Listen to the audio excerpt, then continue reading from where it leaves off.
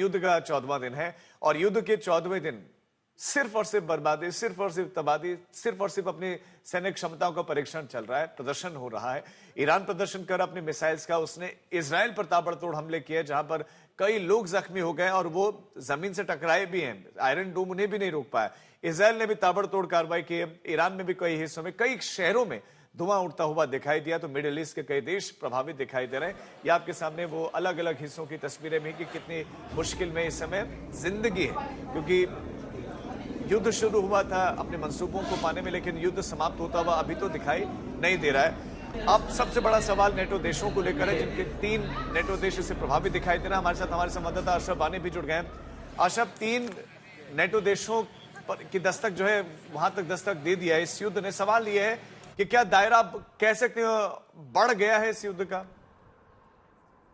बिल्कुल राजीव, दरअसल मैं इस वक्त पहले सबसे मैं आपको ब्रेकिंग न्यूज़ अपडेट ये दे दूं। मैं यहाँ बीरूत में हूँ और अभी कुछ देर पहले जो है यहाँ अल बुर्ज एक जगह है जहाँ पर मैं खड़ा हूँ। यहाँ पर भी एक इमारत को जो है इजरायली वायुसेना ने निशाना बनाया है।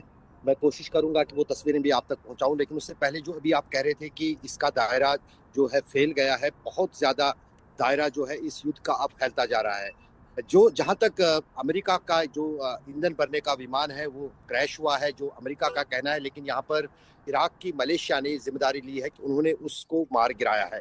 ये बहुत बड़ा झटका है अमेरिका के लिए, क्योंकि 40 मिलियन इस जहाज का कीमत है और अभी तक अगर अमेरिकी सूत्रों की माने तो $15 बिलियन पहले ही इसमें अमेरिका के फूंक चुके हैं इस युद्ध में। तो कहीं ना कहीं आर्थिक, जो कि ईरान चाहता था कि आर्थिक चोट पहुंचे अमेरिका को और इजराइल को, उसमें कहीं ना कहीं वो सफल दिखता जा रहा है। और कल जब से सुप्रीम लीडर जो ईरान के नए बने हैं मुश्तबा खमेनी, उनकी तरफ से जब से संदेश आया है और जिस अंदाज से उन्होंने इस युद्ध को जो है इसमें पूरे क्षेत्र में अमेरिका और इजराइल के हितों को निशाना बनाने की कोशिश को जो है हरी झंडी दे दी गई है, उसमें इस्लामिक रेवोल्यूशन गार्ड ने बहुत तेजी लाई है। यहाँ तक कि हमें खाड़ी के देशों में जो अमेरिका से जुड़े बैंक है उनको फिलहाल जो है 1 हफ्ते के लिए बंद कर दिया गया है। तो क्योंकि इन बैंक जिसमें HDFC जो है वो बैंक भी शामिल है, उनका कहना है कि वो अपने स्टाफ की जो है उनकी सुरक्षा के लिए ये उपाय कर रहे हैं, क्योंकि अब ईरान की तरफ से जो बैंक्स हैं, जिस अंदाज से इजराइल की तरफ से हिजबुल्लाह और ईरान के आर्थिक चोट लगातार पहुंचाने का प्रयास हो रहा है। आप हमारे साथ अशरफ बने रहे, आपके पास लौटते हैं क्योंकि एक बड़ी खबर इस समय मिल रहे हैं और लेबनान से बड़ी खबर है। लेबनान में हिजबुल्लाह के ठिकानों पर इजराइल का हमला जारी है। अशरफ इस बात की जानकारी दे रहे थे और अब इजराइल की सेना ने, देखिए IDF ने एक वीडियो भी जारी किया है। अब ये वीडियो दक्षिणी लेबनान के हिजबुल्लाह के ठिकानों पर IDF के एक्शन का है। अब पहला वीडियो है बॉडी कैम से जो बनाया गया है, इसे बॉडी कैम से शूट किया गया है। पश्चिम एशिया में जारी जंग का यह पहला बॉडी कैम फुटेज है। सबसे पहले फुटेज हम आपको दिखा रहे हैं।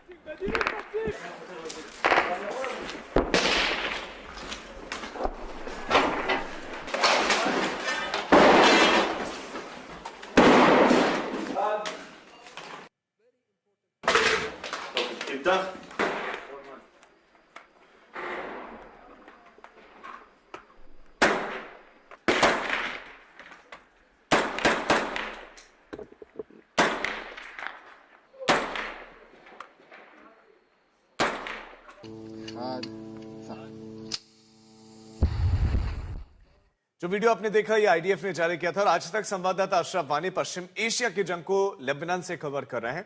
आज वो सेंट्रल बेरूत के पसूरा इलाके में पहुंचे, वहां की तबाही और बर्बादी अपनी आंखों से देखी। आप तस्वीरों में देख सकते हैं कि बेरूत का पसूरा इलाका किस कदर तबाह और बर्बाद नजर आ रहा है। आप देखिए इस बर्बादी को, लेबनान में कितनी तबाही मची है वो आप इन तस्वीरों में देखिए। हिजबुल्लाह का गढ़ माना जाता है। हिजबुल्लाह इजराइल पर हमले कर रहा है क्योंकि ईरान को टारगेट कर रहा था और अब हिजबुल्लाह पर इस तरह से हमले हो।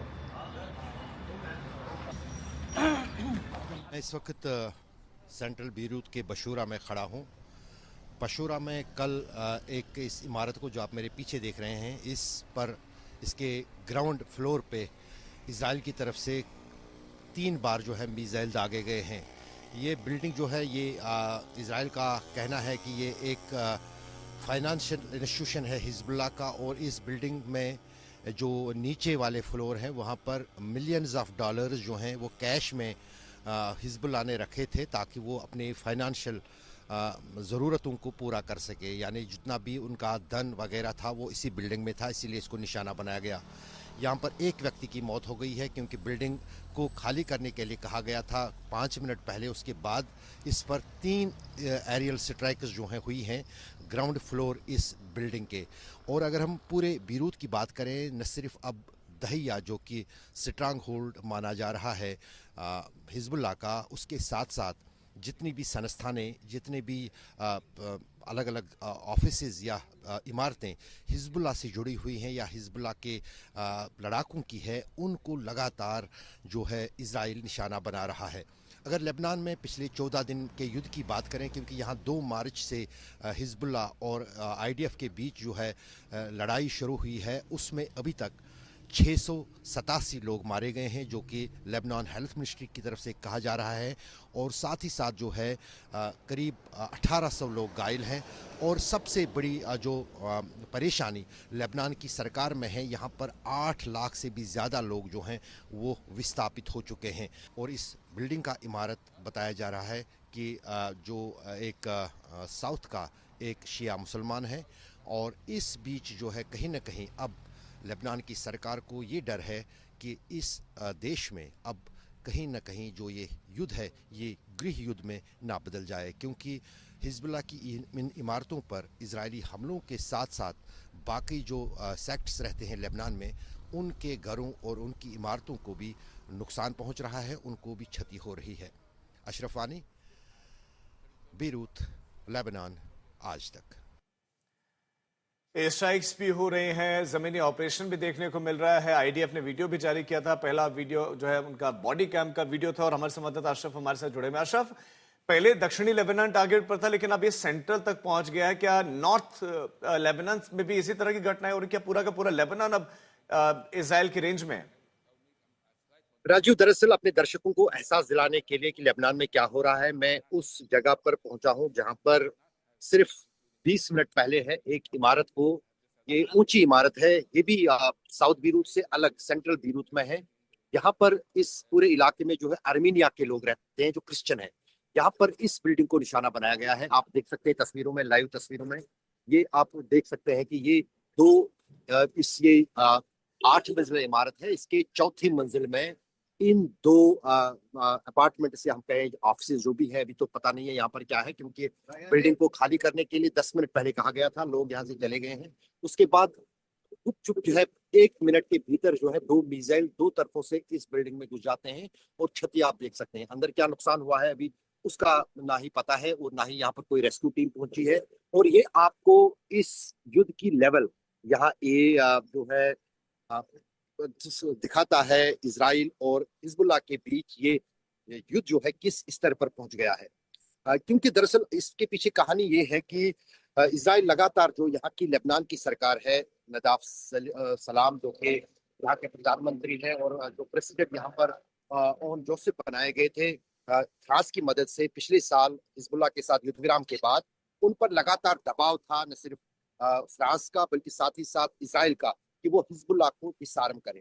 हिजबुल्लाह ने साफ इनकार किया है कि किसी की भी हैसियत नहीं है तो उनको डिसआर्म करे और वो ईरान के साथ इजराइल और अमेरिका के खिलाफ ये युद्ध जारी रखेंगे।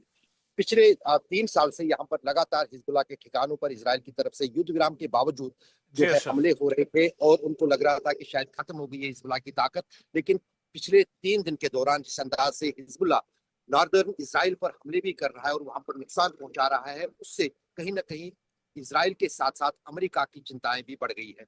अब इजराइल ने फैसला लिया है कि वो बड़ा युद्ध जो है ईरान के बजाय बिल्कुल झुकने के लिए कोई भी तैयार नहीं है, तो चिंताएं स्वाभाविक है कि अमेरिका और इजराइल दोनों की बढ़ेंगी।